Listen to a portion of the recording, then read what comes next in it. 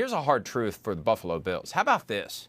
This is a jarring stat to me, and thanks to Courtney for plugging it into the sheets that help guide us from one topic to the next.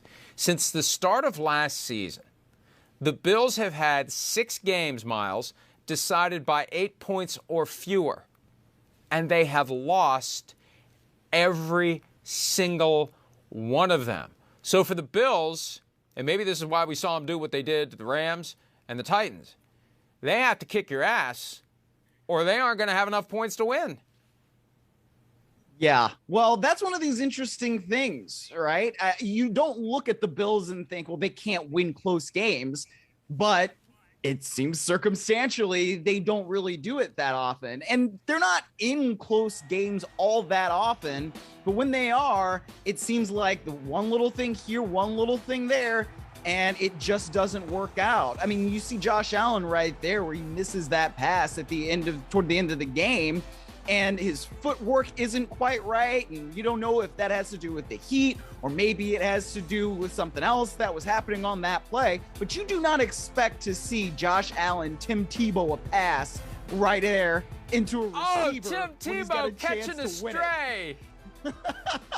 Well, is that not what happened there? I mean, you don't expect that. Josh Allen is a good enough arm to be able to get that pass there, even when his footwork is not quite right. And so I don't expect to see that from Josh Allen anymore. I mean, that was the kind of thing we saw from Josh Allen when he got in the league. Now, that's 2018 Josh Allen, 2019 Josh Allen. That's not 2022 Josh Allen anymore. Certainly wasn't 2021 Josh Allen. So if those are the kinds of things that are going to happen in those close games, then yeah, that's part of why you're going to lose. And the Bills still had one more chance to try to win the game with only a field goal because trailing 21-17, the Bills held the Dolphins, and the Dolphins ultimately had to punt. We'll get to that fateful punt in a moment. Here is the last play of the game. Isaiah McKenzie can't get out of bounds. There's Sean McDermott, wind the clock. He would like the clock to tick even faster, tick as opposed to tick-tock even faster. Josh Allen cannot get the play off, cannot get it spiked, and that's the end of the game. It's a shame when it happens, but hey, that's what happens when the clock strikes all zeros. Josh Allen exhausted. You know, one of the guys who probably was feeling the effects of the heat, but found a way to force himself to keep going. Not that I'm faulting any of the ones who didn't, but Allen probably didn't have a whole lot left by the time, obviously, the end of the game. I think back to Kellen Winslow Sr. after that playoff game all those years ago. I mean, you are out there in the heat for a long time, and it doesn't go your way, and you gave everything you had. And credit to the Bills. And, you know, I feel like at times they expect Josh Allen to do too much because he can and because he will. And sometimes it just doesn't work. And it's a shame they didn't have a shot for a Hail Mary or a long field goal. But it's, you know, the Bills have to figure out how to win these close games, Myles, because not every game is going to be a blowout. We saw what happened last year in the playoffs. Close game, 13 seconds. The ghosts of 13 seconds still linger into this season. And one of the concerns I had coming into the season, can the Bills handle the expectations, the pressure, the internal mandate, whether it's express or implied, to take this team to the next level? Through the first 2 weeks, it looked pretty good, but it's amazing how quickly that can turn. And look, I know how I would feel if I was Sean McDermott. I'm not saying that this is right or wrong, that it's happening or not happening, but I look around the league, and I've paid very close attention to how it works.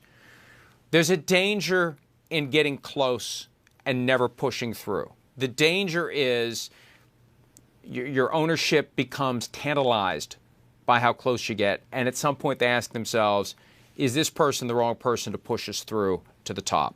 How many times do we go this close before we say maybe it's somebody else that we need to go to here? Because we have a great team. All the pieces are in place, but we're here. We can't get to here. What do we need to get to here? We saw it happen with the Denver Broncos several years back. John Fox got the Broncos close. John Elway not happy with it. Not happy with how they lost in the division round a year after they went to the Super Bowl. Not happy with how they performed in that Super Bowl. Fox out, Gary Kubiak in, they win the Super Bowl the next year. I'm just saying that would be my worry and concern, and I wonder how much of that is contributing to the stress. And hey, if you've been on social media at all in the past 18 hours, you saw the Ken Dorsey reaction and all the memes that are popping up and the funny captions.